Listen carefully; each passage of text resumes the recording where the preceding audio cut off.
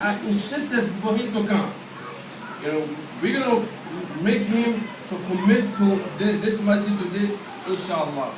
And also, Mr. Baba is also here from Senegal. I also personally call him to come. And also, Mr. Bafal is here. Call them, all of them to come. Let us do this together. No, we all have some type of potential. We all have some type of knowledge. If we join all that together, we can achieve something. That is the message of today. It's not the baby naming. But I'm not going to fail to extend my gratitude and my appreciation to all of you for taking this trip and for spending this time here today with us. We're going to give the microphone to Brother V. Please, I don't want anybody to rush and go out. This is very, very important. It's very crucial to us. I don't want anybody to say, oh, this is boring. It's not boring. Believe me, it's not boring. If you think that it's boring, then you are making a mistake. It's not boring. Look at Arab masjid. Look at Pakistani masjid. Where is African masjid? We do not have masjid. We should be ashamed of ourselves. We call ourselves Muslim. And they call themselves Muslim. They come and they put more money to go. We all run after them. Why should we run after them? They're not better than us. Prophet Muhammad, he already said that. He said, La fadl al-Arabi al-Ajami. Wa la fadl al-Abir al-Aswad. Al-Ahmar Prophet Muhammad, he said, we are all equal. So my dear brothers and sisters, like I said, I invited someone that I know from Gambia, Mr. Baba Makalo. I know he can help us a lot. He can help us to make this thing possible, inshallah. And I also invited Bamba Kone. He's also here. I know he can help us to make this thing possible. I also invited Papa. Inshallah, we're going to work together.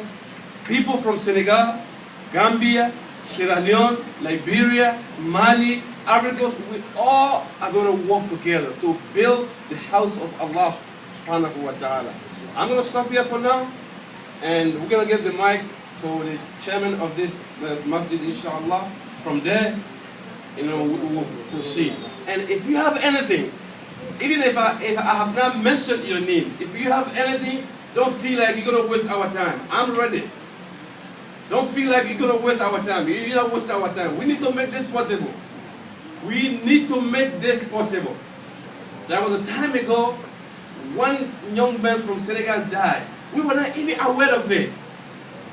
It was the last minute of time.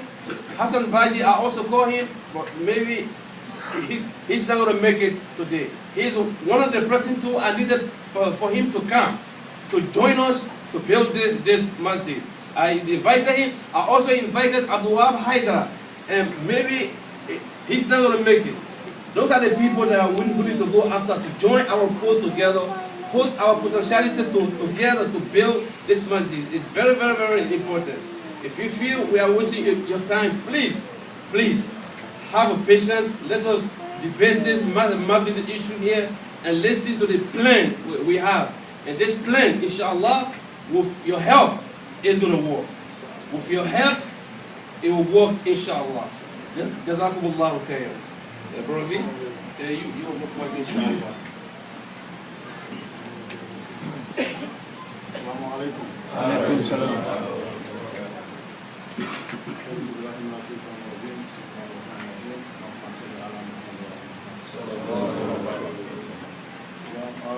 It's an honor for me to be standing before you here tonight to talk.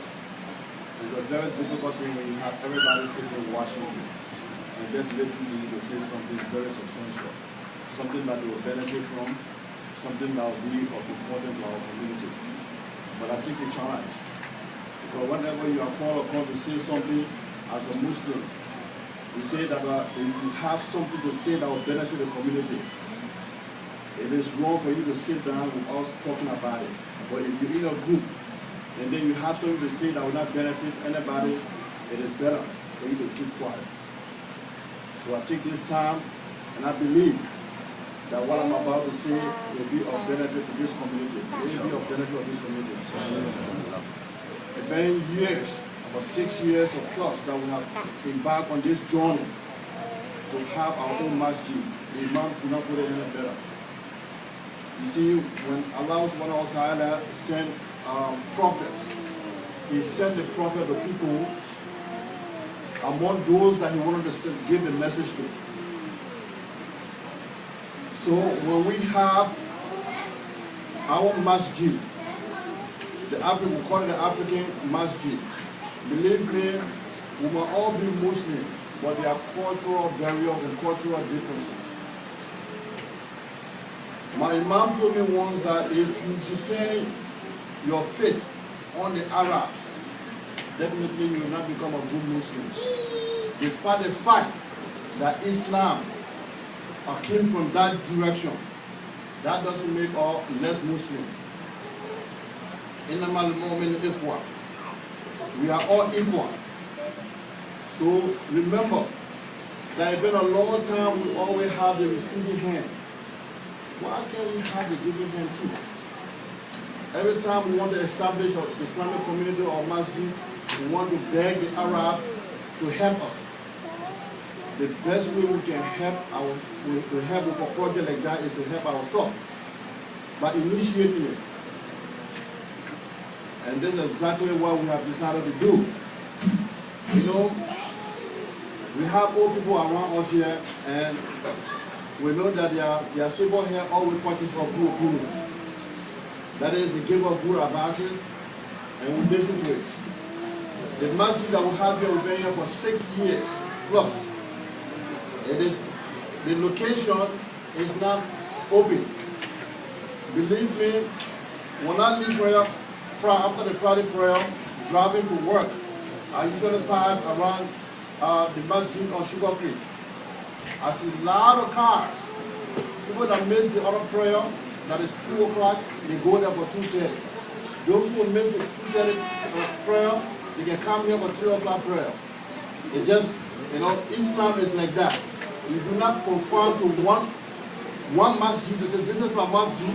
You can go to any masjid to pray. But you want to go to a masjid where when the Imam is preaching, you will get something from you understand. You understand your culture.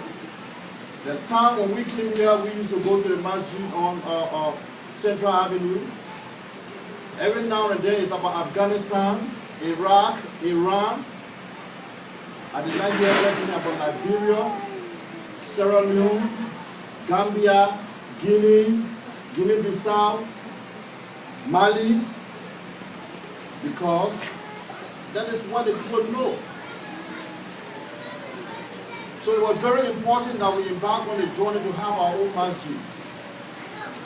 And we have decided that we set up a scheme where we took up people from the masjid, and those who volunteer and who also identify people, we say, we expect you to bring in 10 persons. It's like a network. Every individual will be responsible to pay $400 to the masjid. We have done the calculation. We found a place right on Eastwood, right across the train track. It's a very ideally located. It's open. We have enough space for parking.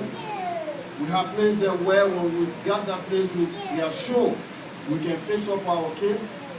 Because the Imam, since we had a masjid, we have been giving Sunday classes to our children.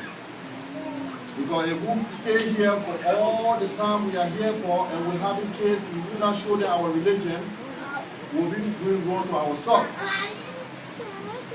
You see, what is not worth living for is not worth dying for.